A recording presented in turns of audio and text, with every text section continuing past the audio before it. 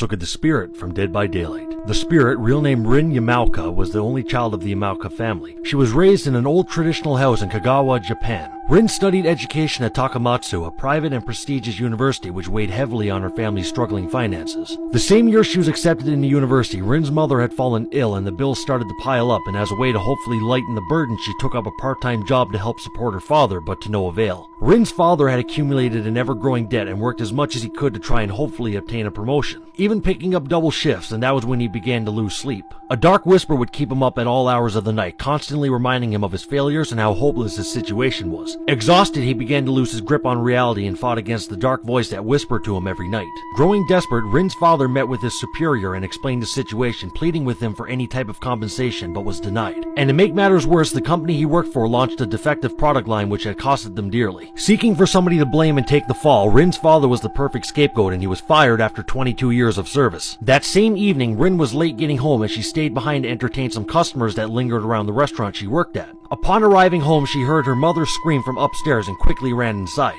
And after getting to her parents' room, she discovered her mother in pieces, with her limbs having been clean cut. A sharpened katana then came crashing down towards Rin, who managed to block the blade which cut into her forearm. And to her shock, it was Rin's father wielding the blade, with an emotionless and stern face. She cried out for him to stop, but he continued to slash and attack her, and after receiving various katana cuts and slashes, she attempted to crawl to the staircase, to which her father had grabbed her and yanked her against the partition. The glass had shattered and she fell down to the floor below. And as she heard her father's footsteps above her descending the stairs, she moved as best she could, dragging herself across shattered glass which bit into her and tore away at her flesh. All she could think about was finding a way to stop him and get revenge for what he had done to her and her mother. As her father's footsteps grew closer and closer, Rin knew that she was not going to make it, but she didn't care. The only thing that she could think about was making him pay for his actions, whether it was in this life or the next one. A dark fog then enveloped her eyes, but she couldn't overpower her rage. She vowed to never rest, and it was at that very moment that the darkness whispered to her and promised her revenge. An oath was made, and Rin closed her eyes.